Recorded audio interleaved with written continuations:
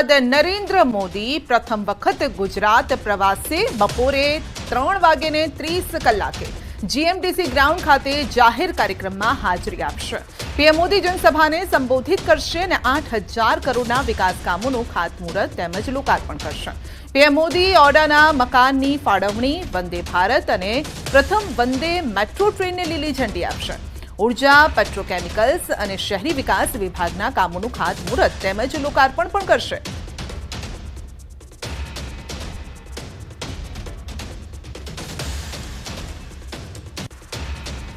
પ્રધાનમંત્રી નરેન્દ્ર મોદી ગુજરાતની મુલાકાતે છે। આજ 4 જેટલા કાર્યક્રમોમાં તેઓ હાજરી આપવાના છે।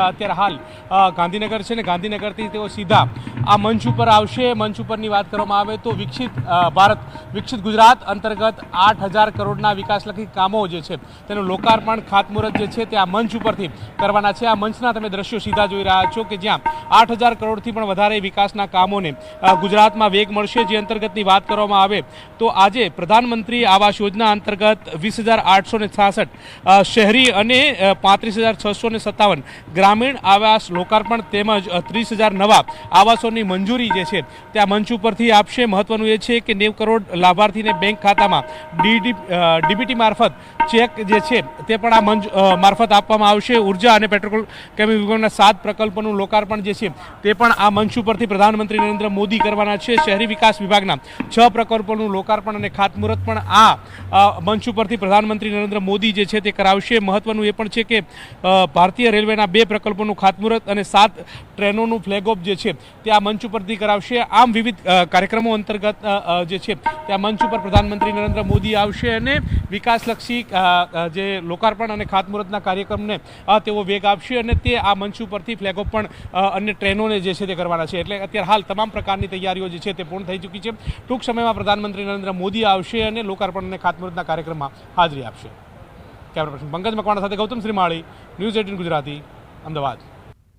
પ્રધાનમંત્રી મોદીએ વાવોલમાં પીએમ સૂર્યઘર યોજનાના લાભાર્થીઓના ઘરે મુલાકાત કરીને આ સમયે એક દંપતી માટે પોતાના ઘર આંગણે પીએમ મોદીના આગમનને જીવનભરનું સંભાળનું બની ગયું છે।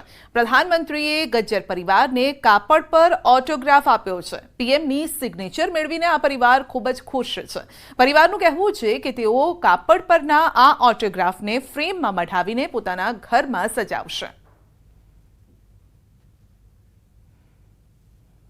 પ્રધાનમંત્રી જ્યારે ગાંધીનગર હોય ને તેમના જન્મદિવસના એક પહેલા હોય અને દરેક વ્યક્તિ માટે તે જીવનભરની એક યાદગારી બની રહે તે માટે વિશેષ વડાપ્રધાન નરેન્દ્ર મોદીએ આ લોકોને પોતાની સિગ્નેચર અને સાથે એક કાપડ ઉપર પોતાનું નામ લખીને આપ્યું છે।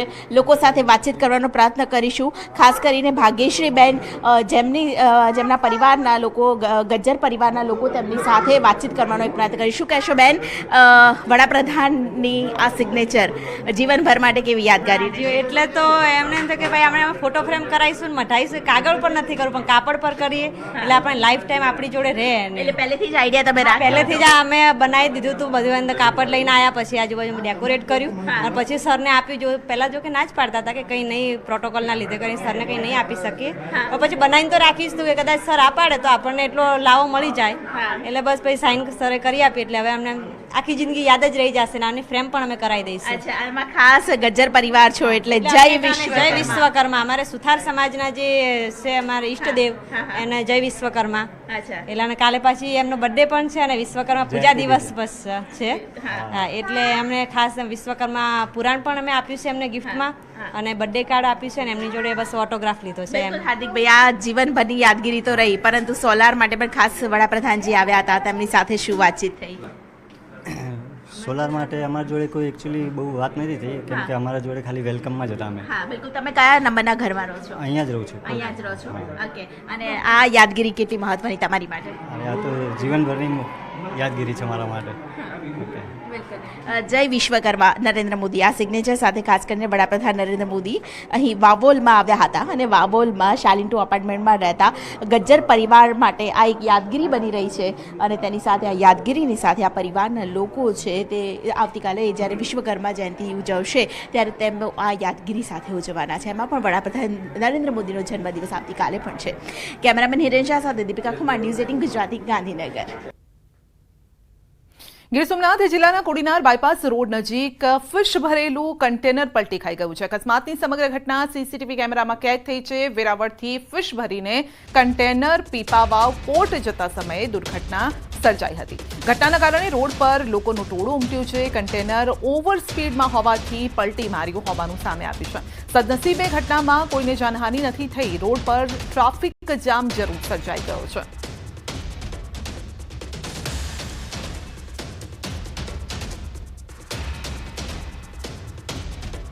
ડ્રોન કેમેરાથી પકડાઈ ગયા ચોર. દાહોદ પોલીસે ડ્રોન કેમેરાથી તસ્કરોને દબોચી લીધા છે. ઝાલોદના લુહારવાડામાં મંદિરમાં ત્રાટક્યા હતા તસ્કરો. અડધી રાત્રે દાહોદ પોલીસે શરૂ કરી હતી કવાયત અને પોલીસ અને ગ્રામજનોને જોઈ ચોરો મંદિરની પાસે ખુલ્લા ખેતરમાં ભાગવા લાગ્યા. તો ખેતરમાં ઢીચણસમાં પાણી તેમજ કાદવ કીચડની વચ્ચે ચોર પાછળ પોલીસ દોડી અને ચોરોને પકડવા માટે તેઓ પાછળ દોડ્યા હતા. ચોરોએ બચવા માટે પથ્થરમારો કર્યો. અંદાજિત રાત્રિના 2 વાગ્યાથી સવારે 7 વાગ્યા સુધી ચોરને પકડવાનું આખું ઓપરેશન ચાલ્યું અને જેમાં 4 ચોર ચોરી કરવા આવ્યા હતા અને તેમાંથી 2 ચોરને પકડી લેવામાં આવ્યા છે. પોલીસને સફળતા મળી છે. અન્ય આરોપીને પકડવા પોલીસે ડ્રોનની મદદ પણ લીધી છે. તો દાહોદ પોલીસની કામગીરીને ગૃહ રાજ્યમંત્રીએ પણ વખાણી છે. ગૃહ રાજ્યમંત્રી હર્ષ સંઘવીએ સોશિયલ મીડિયા સાઇટ પર લખ્યું પણ છે. આ વિડીયો પણ પોસ્ટ કર્યો છે અને તેમણે કહ્યું છે કે દાહોદ એસપી અને ટીમની વખાણવા જેવી આ કામગીરી છે. આદિવાસી વિસ્તારમાં પોલીસે હાઈટેક ટેકનોલોજીનો ઉપયોગ કરીને રાત્રિના સમયે થર્મલ ઇમેજ નાઇટ વિઝન ડ્રોનનો ઉપયોગ કરીને આરોપીને પકડ્યા છે.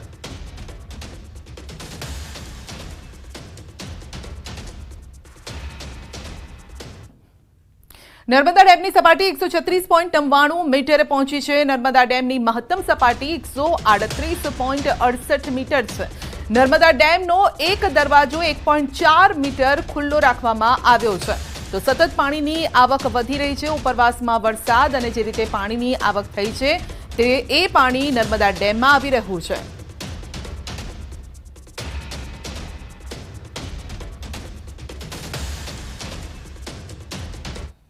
ઉત્તર ગુજરાત માટે એક સારા સમાચાર છે. મહેસાણાના ધરોઈ ડેમમાં પાણીનો જળસંગ્રહ 78.22% થયો છે. ધરોઈ ડેમમાં 2292 ક્યુસેક પાણીની આવક થઈ રહી છે અને કુલ 622 ફૂટ લેવલ સામે 616.13 ફૂટ લેવલ થયું છે. તો હાલના જળ સ્ટોકમાંથી 75% વપરાશમાં લઈ શકાય તેવું છે અને 1 ઓક્ટોબર સુધી સપાટી 621 ફૂટ થાય તો ગેટ ખોલાશે. છેલ્લા 3 વર્ષમાં પ્રથમ વખત ડેમમાં 90%થી ઓછો જળ સ્ટોક થયો છે. 2023માં 90.73%, 2022માં 96.91% જળ સંગ્રહ થયો હતો. તો છેલ્લા 6 વર્ષમાં સૌથી ઓછો જળ સંગ્રહ 2021માં 38.27% હતો. 2020માં 96.91%, 2019માં 74.92% જળ સંગ્રહ હતો.